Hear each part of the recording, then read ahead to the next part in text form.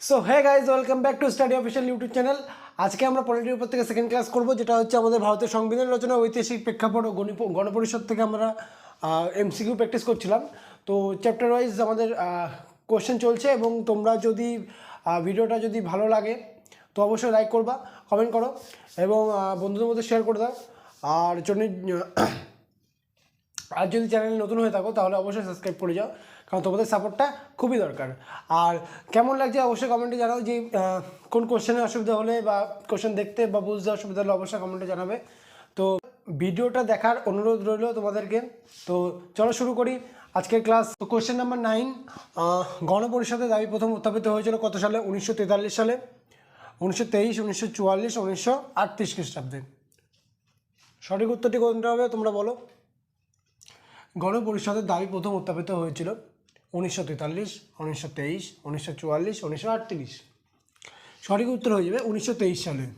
1923 সালে কিন্তু গণপরিষদের প্রথম তোমার হচ্ছে গণপরিষদের দাবি যেটা, সেটা কিন্তু প্রথম উত্থাপিত হয়েছিল। নেক্সট কোশ্চেন নাম্বার 10, সংবিধান সভার প্রথম স্থায়ী সভাপতি কে ছিলেন? সংবিধান সভার স্থায়ী প্রথম সভাপতি কে ছিলেন? ভারতের প্রথম সংবিধান সভার প্রথম স্থায়ী সভাপতি কে ছিলেন? ডক্টর সচ্চিদানন্দ সিনহা, শ্যামাপ্রসাদ মুখার্জি, ডক্টর রাজেন্দ্র প্রসাদ, নাকি নান অফ দিস? কোনটা হবে বলো? দেখো, ডক্টর সচ্চিদানন্দ সিনহা তিনি ছিলেন কিন্তু স্থায়ী না, অস্থায়ী ছিলেন। কি ছিলেন? অস্থায়ী সভাপতি ছিলেন। এবং তিনি কত সালে নিযুক্ত হয়েছিলেন জানেন? তোমরা কি জানো কত সালে নিযুক্ত হয়েছিল? 1946 সালে নিযুক্ত হয়েছিল। এবং কত? 9 ডিসেম্বর। 9 ডিসেম্বর কিন্তু 1946 সালে কিন্তু অস্থায়ী হিসাবে সভাপতি হিসেবে নিযুক্ত হয়েছিলেন ডক্টর সচ্চিদানন্দ সিনহা। কিন্তু পরে দুদিন পরে কিন্তু ডক্টর রাজেন্দ্র প্রসাদকে কিন্তু নিযুক্ত করা হয়েছিল আমাদের সংবিধান সভার প্রধান স্থায়ী সভাপতি হিসাবে। কবে তাহলে? 1946 সালের কবে? 11 ডিসেম্বর। ওকে, মনে থাকবেন। তো সঠিক উত্তর আমাদের অপশান সি, ডক্টর রাজেন্দ্র প্রসাদ। নেক্সট কোশ্চেন দেখো, 11 নম্বর কোশ্চেন, গণপরিষদের প্রাথমিক সদস্য সংখ্যা কত ছিল? অর্থাৎ গণপরিষদের প্রথম যে সদস্য সংখ্যা হয়েছিল সংবিধান রচনার জন্য, গণপরিষদের যে প্রাথমিক সদস্য সংখ্যা, একদম প্রথম যে সদস্য সংখ্যা ছিল, কত ছিল? 300, 304, 389, 310। সঠিক উত্তর কত হবে? দেখো, সঠিক উত্তর হইবে 389, নাম্বার সি।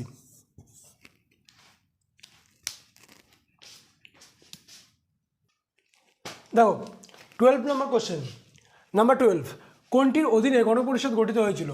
কোনটির অধীনে গণপরিষদ গঠিত হয়েছিল? Mountbatten plan, cabinet mission plan, ভারতীয় স্বাধীনতা আইন 1947, ওয়াভেল প্ল্যান। কোনটির মাধ্যমে ভারতে গণপরিষদ গঠিত হয়েছিল? তো সঠিক উত্তর হয়ে যাবে, আচ্ছা তোমরা জানো এটা নিশ্চয়ই, যে ক্যাবিনেট মিশন কিন্তু আসার পরেই কিন্তু আমাদের ভারত কিন্তু প্রথম গণপরিষদের যে সংবিধান কিন্তু রচনা করেছিল। তো এখানে সঠিক উত্তর হয়ে যাবে ক্যাবিনেট মিশন প্ল্যান। পরবর্তী প্রশ্ন নাম্বার 13, ভারতীয় সংবিধান কার্যকরী হয় কবে? আচ্ছা, ভারতীয় সংবিধান কার্যকরী হয় কবে?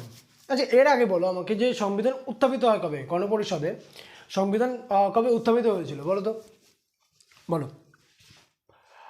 এখানে অপশানগুলো একটু পড়ে দাও। 26 জানুয়ারি 1952, 26 জানুয়ারি 1953, 26 জানুয়ারি 1950, 26 জানুয়ারি 1951।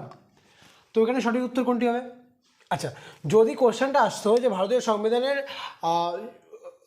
সংবিধান কবে প্রথম গণপরিষদে উত্থাপিত হয়, তাহলে সেটা হতো, আচ্ছা উত্থাপিত লিখে দিই,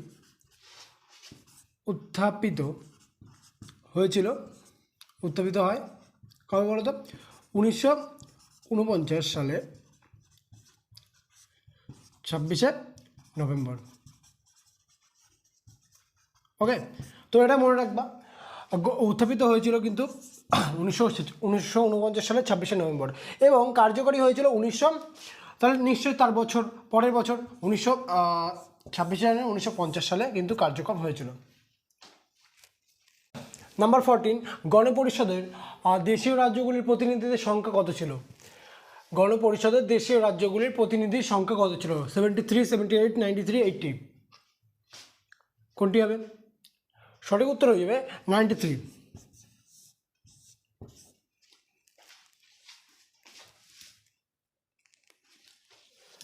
পরবর্তী কোশ্চেন, নাম্বার 15, গণপরিষদের প্রথম অধিবেশন কোথায় অনুষ্ঠিত হয়? গণপরিষদের প্রথম অধিবেশন কোথায় অনুষ্ঠিত হয়েছিল? লন্ডন, কলকাতা, দিল্লি নাকি Chennai?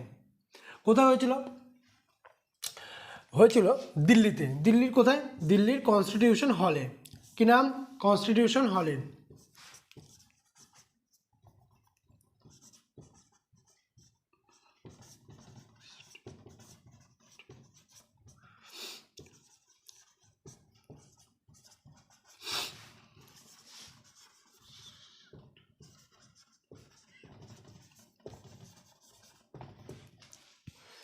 Clear?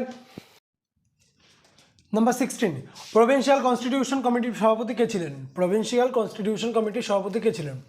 Jawaharlal Nehru, K M Munshi, doctor Rajendra Prasad, Vallabhbhai Patel. Sardar Vallabhbhai Patel.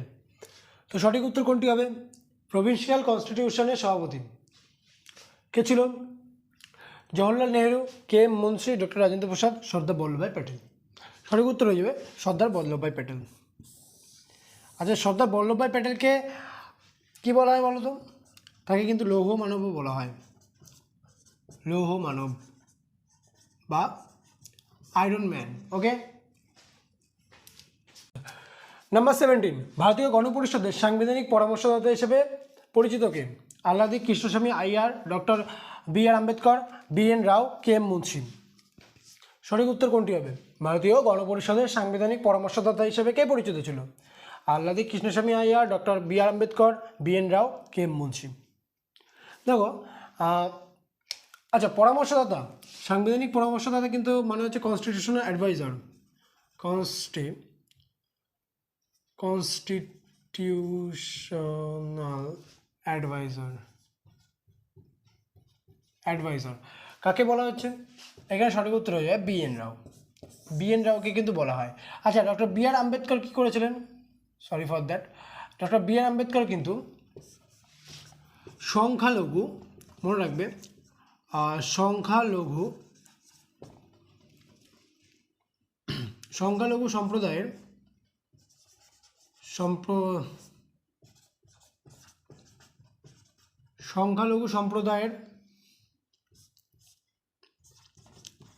নেতৃত্ব দিয়েছিলেন।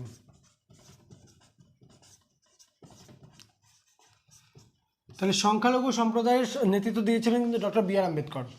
আর এখানে ভারতীয় গণপরিষদের সাংবিধানিক পরামর্শদাতা বা কনস্টিটিউশনাল অ্যাডভাইজার বলা হচ্ছে বি এন রাওকে। নাম্বার 18, গণপরিষদের খসড়া কমিটির মোট সদস্য সংখ্যা কত ছিল? 5 জন, 6 জন, 7 জন, 8 জন। গণপরিষদের খসড়া কমিটির মোট সদস্য সংখ্যা কত ছিল? 5 জন, 6 জন, 7 জন, 8 জন। সঠিক উত্তর হয়ে যাবে নাম্বার 7, অপশান সি, 7 জন সদস্য ছিল। তো বন্ধুরা, ভারতের সংবিধান রচনার ঐতিহাসিক প্রেক্ষাপট ও গণপরিষদ থেকে এই ছিল আজকের 10টা কোশ্চেন। আশা করি ভিডিওটা ভালো লেগেছে এবং শেষ পর্যন্ত অবশ্যই দেখে থাকলে একটি লাইক করে যাবে এবং যদি চ্যানেলে নতুন হয়ে থাকো অবশ্যই সাবস্ক্রাইব করে যেও এবং ভালো লাগলে বন্ধুদের মধ্যে অবশ্যই শেয়ার করে দিও। তো দেখা হচ্ছে নেক্সট ভিডিওতে। ততক্ষণের জন্য ভালো থেকো, সুস্থ থেকো, পরিবারের খেয়াল রেখো। টাটা।